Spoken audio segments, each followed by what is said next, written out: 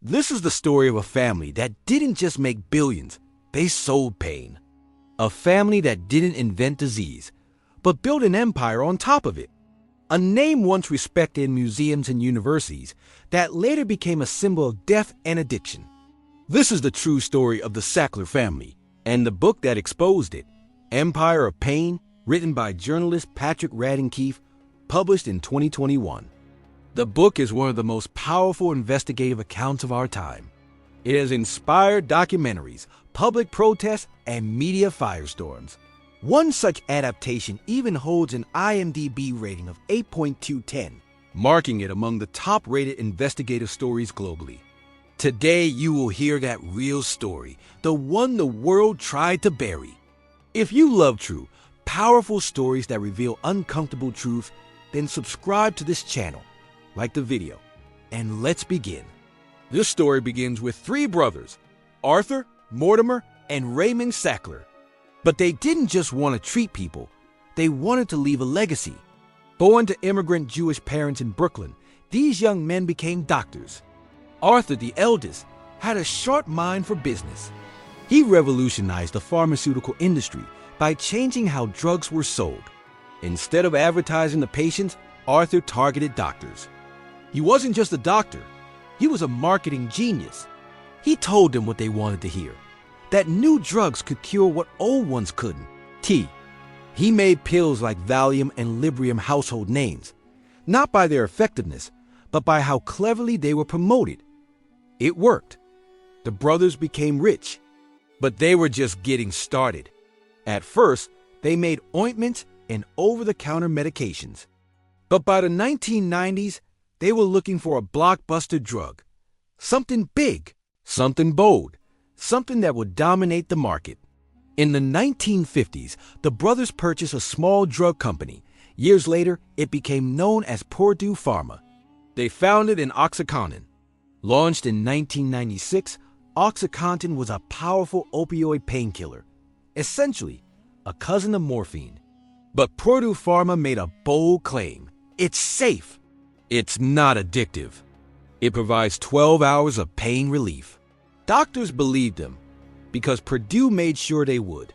Sales representatives were trained to downplay any risk.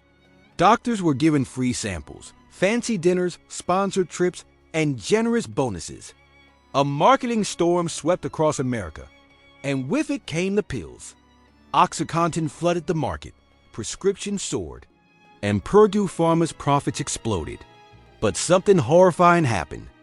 Within months, patients began showing signs of addiction. They crushed the pills to snort or inject them, bypassing the time-release coating. People who had never touched drugs before were suddenly dependent. And those in pain couldn't stop, even if they wanted to.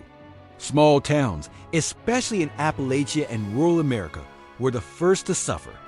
Ambulances became a daily sight. Funerals became more frequent.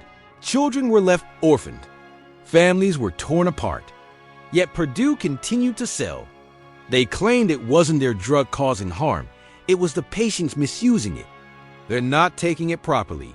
They're addicts. They're the problem. But behind closed doors, the Sacklers knew the truth.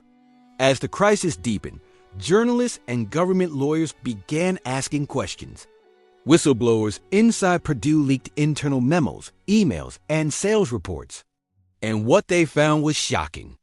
Purdue Pharma knew as early as 1997 that OxyContin was addictive.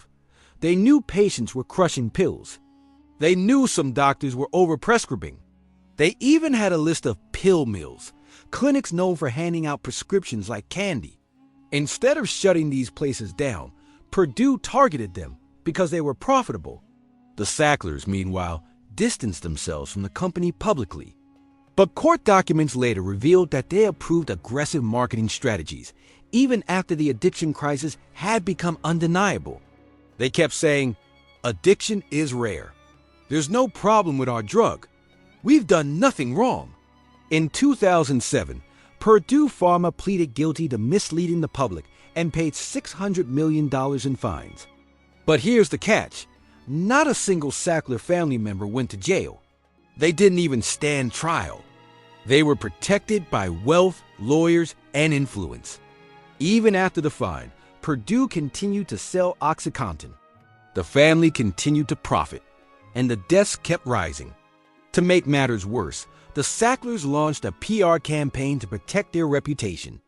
They donated millions to museums, universities, and charities. They tried to rewrite their legacy as philanthropists. But the truth was catching up. By the late 2010s, the public had had enough. Victims' families, doctors, students, and activists began to protest. They stood outside the Metropolitan Museum of Art, the Louvre, and Harvard holding signs like, "Sackler equals death. Blood money, take the name down," and one by one, institutions began to respond. The Sackler name was removed from galleries, walls, and programs. Museums that had once proudly displayed their name were now ashamed. The empire was crumbling. But the family had already prepared. Over the years, they had moved billions into offshore trusts. Even when Purdue Pharma filed for bankruptcy in 2020, the Sacklers themselves remained billionaires. They eventually agreed to a $6 billion settlement, not as an admission of guilt, but as a way to end the lawsuits. Once again, they walked away, without prison, without apology.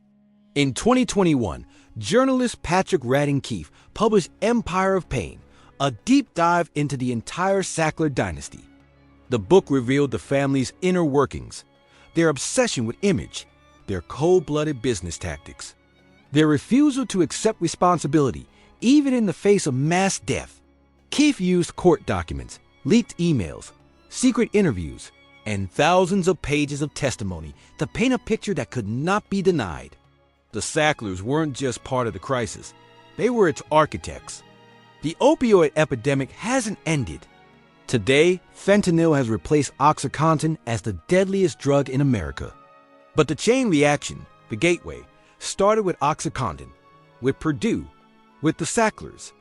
Over 500,000 lives have been lost to opioid overdoses in the past 2 decades.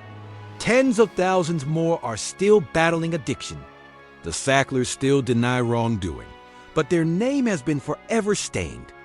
Empire of Pain is not just a story about a drug or a family. It's a story about how power protects itself, how people with enough money can dodge justice, how the suffering of the poor becomes the profit of the rich, and how a lie repeated enough times can change the world, even destroy it. Let this story be a reminder. Respectability can hide evil. Philanthropy can mask corruption. And behind the walls of luxury, there may lie an empire of pain. If you found this story important, like the video, comment your thoughts, and subscribe for more true stories that challenge what we think we know.